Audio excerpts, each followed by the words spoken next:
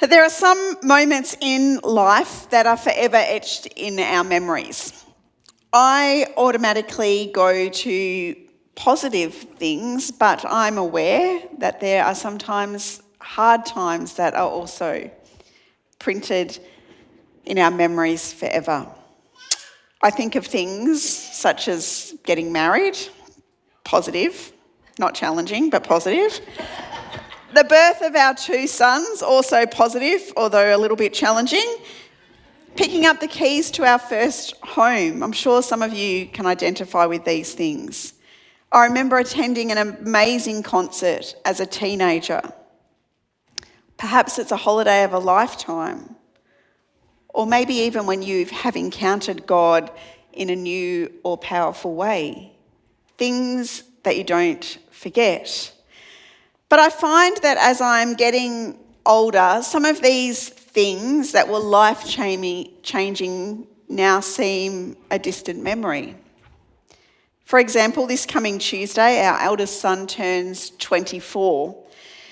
And I wonder where time has gone, and some of you speak to me about your children as they are getting older. As you're having grandchildren, you ask, where have the years gone? And I remember, as some of you would understand, the day that Noah was born so very clearly. But at the same time, life moves on quickly. We get busy and suddenly we're 24 years down the track. I just sound like a really old person, actually. And we're currently navigating building a house with Noah, his house, in another state, rather than how to get him to sleep through the night, which in hindsight seems so much more simpler than what life is now. And while I'm not one to advocate for living in the past, I am one who does like to ponder. But I also really like to reflect on God's faithfulness in many events, and particularly in my life. Well, we've heard a lot from Joshua this morning, and we just heard from Joshua chapter 4 and watched that clip, the clip that summarises really the first 5 chapters of this book in the Bible. But I really love this chapter 4 of Joshua because it reminds us of a faithful community, the Israelites. Granted, they didn't always get it right, and there was a fair bit of whinging and moaning as they wandered through the wilderness. But God still led them to the promised land, and still they were faithful in many ways. We know that the Israelites, well, you may know that the Israelites wandered for 40 years in the desert. Now, the journey that these people took, I did read once that if they had gone the most direct route, it would have only been about 11 days, but it took them 40 years. But by now, many of them had passed away. There was a new generation. And as we've just heard and seen, there was a new leader whose name was Joshua. And it was Joshua who, with God's direction, was going to lead them into the new beginnings in the promised land. Well, we heard that the people have just crossed over the Jordan River, which in itself was a miracle, because it says in Joshua 3 that it was harvest season and the Jordan was overflowing its banks. But as soon as the feet of the priests who were carrying the ark touched the water at the river's edge, the water above that point began backing up a great distance away at a town called Adam, which is near Zarethan. The water below that point flowed onto the Dead Sea until the riverbed was dry. Then all the people crossed near the town of Jericho. Yes, it was another miracle, similar to the parting of the Red Sea.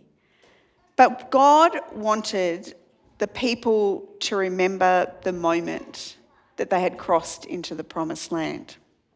So he gave them an instruction. The Lord said to Joshua, "Now choose the 12 men, one from each tribe. Tell them, take 12 stones from the very place where the priests are standing in the middle of the Jordan, carry them out and pile them up at a place where you will camp tonight." God tells them to take these 12 stones and to build a memorial, if you like, something to help them remember. Well, yes, everything moves forward in life. It's still okay to pause and reflect on what God has done, where God has led us, how he has been faithful in the past, and perhaps even how people have been faithful.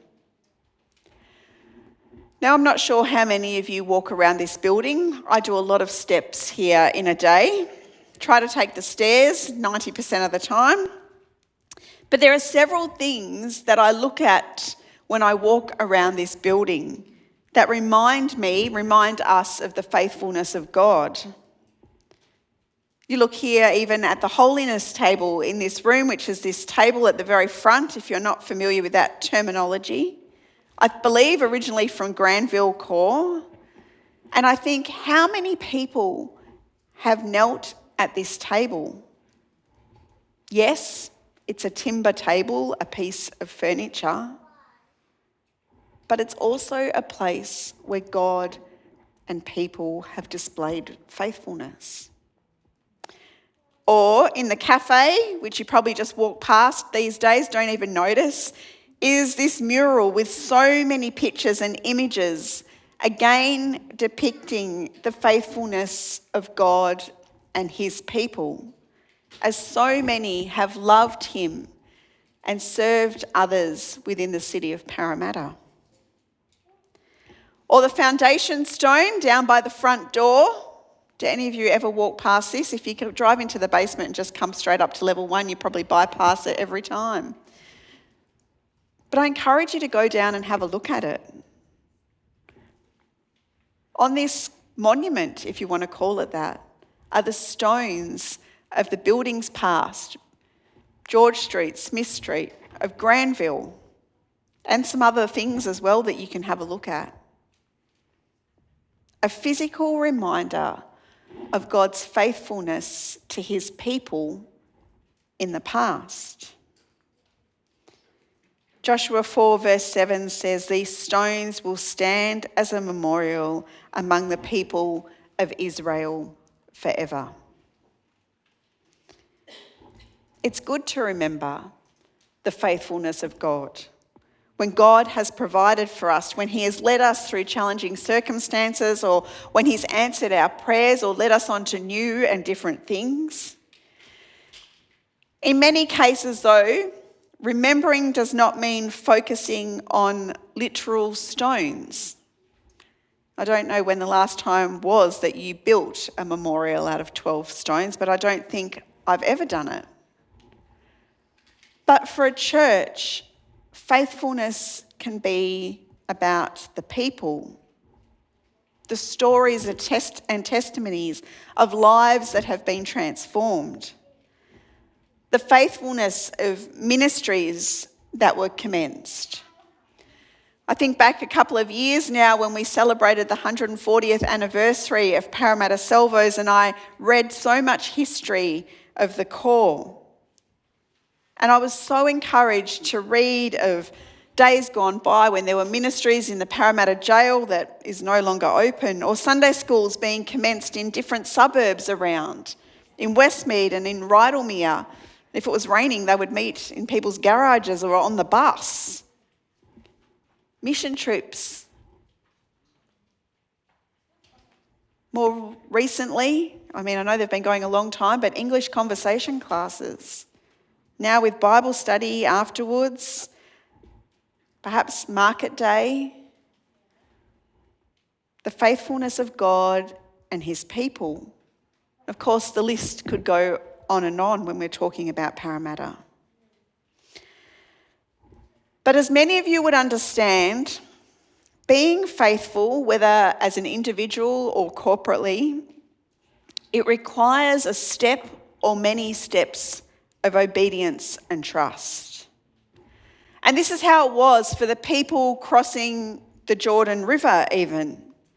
The priests actually stepped into water, into the flooded water, carrying the Ark of the Covenant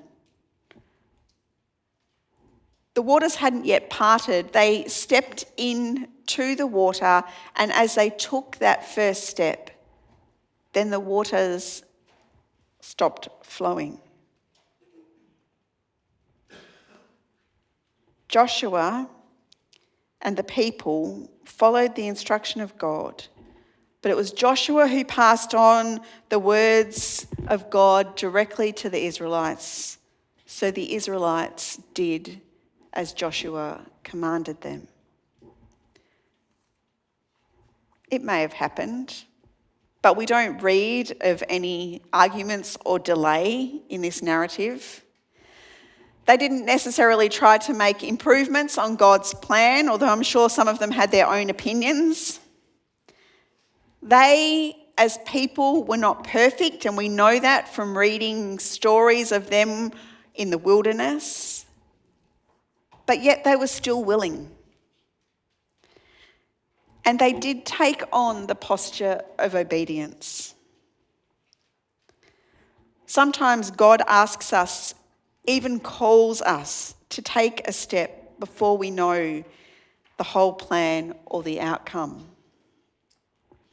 David Firth, who is a lecturer in Old Testament from the United Kingdom, says, the way this narrative is told also reminds us that God knows considerably more than is revealed to us at any given point, though at least some of that is revealed to Joshua. God knows far more than we know, far more than he reveals to us at any given point. You know, being a faithful community is not about having all the answers, but it's about trusting in the one who does know, and it's about being brave enough to take that first step. In December last year, I was asked to go to a law firm in Parramatta to briefly speak to their staff and to pick up some hampers that they were putting together for our Christmas cheer distribution program that would be happening in a couple of weeks. When I asked the address, the woman I was speaking to told me that I probably knew the location because it was the QBE building in Smith Street, which she said to me, you know, the place where you used to be located. So I headed there at the given time and I spoke to the staff, and then I joined them for a bit of a team building exercise as they competed against each other to put these hampers together. And during my time there, several of the staff asked me if I knew about the tiles around the back of the building. Does anyone know the tiles that I'm talking about on the ground at the back of the QBE building? Yes. These tiles, and I tried to find a photo, but they must be on Dave's phone. They're not very big. I don't know how big they are, maybe 10 or 12 centimetres squared. And they actually mention the Salvation Army Parramatta, as well as the wider Salvation Army. And you can walk along, and there's a bit of a history of the Salvation Army. When the Salvation Army began in Australia, different facts that have happened, that have occurred. Quite an interesting walk if you can get around there. It is sometimes locked, so just be careful if you're heading down there. But these staff were very interested in the history. A note to self, next time I go back there, I'm going to take someone who's been at Parramatta much longer than me because I need more, historical information to give people. But it was a reminder to me that within our community, Parramatta Salvos is known and appreciated. We are known in this city. On Friday afternoon, just gone, I was at a meeting at St Pat's Cathedral with some of the other church leaders in the area. And they said to me then, you know more than us, and we value your opinion and that work of the Salvation Army that you are doing in this city. And I was reminded again that a faithful community doesn't just exist for itself. It exists as a signpost to show the world Jesus. And when people see our lives, our love, our perseverance, they should see evidence of God's faithfulness. And I love that God's faithfulness is evident in this place. And so is the faithfulness of us, his people. We would not be here without the faithfulness of so many who have gone before us, people who believed, who trusted, and who were obedient to taking that first step. But just because there has been faithfulness in the past doesn't mean that we have arrived and that our job is done. If you keep reading the book of Joshua, you'll read of things that the Israelites continue to do, some good, following God, some not so good maybe. They also didn't act on every great idea or opportunity that presented itself. Because being faithful sometimes means that we need to evaluate ideas and see if they align with what God requires of us. I'm going to skip ahead a little bit because in the beginning of Joshua chapter 5, faithfulness for the Israelites meant giving priority to the Passover before they went to claim the land that God had promised them. Prayer, worship, praise, reflection, discernment, they often need to come first before we take on the big task. We know that God honours those who put faithfulness to him above all else. Having said that, there are definitely times when we, as the people of God, need to seize the day when opportunities arise. But when and what we do still must be consistent with what it means to be faithful to God.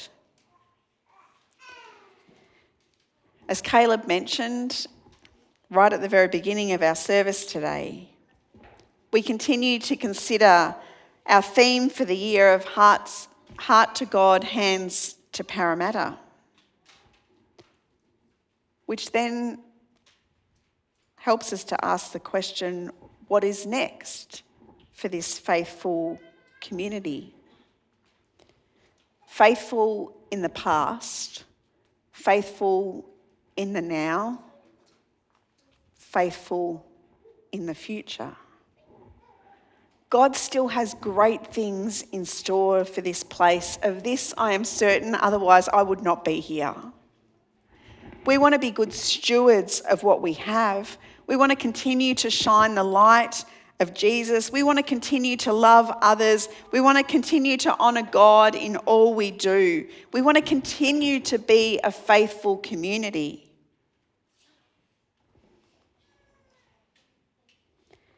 Then Kylie said to Parramatta, in the future, people will ask, what do these stones mean? Then you can tell them, this is where we Parramatta Salvos, stepped out in faith. For the Lord our God went before us and led us as he had done in the past. He continued to provide for us, and we followed in obedience. He did this so that all nations of the earth might know that the Lord's hand is powerful, and so that you might fear the Lord forever. What is God calling us? What is God calling you to be faithful in today?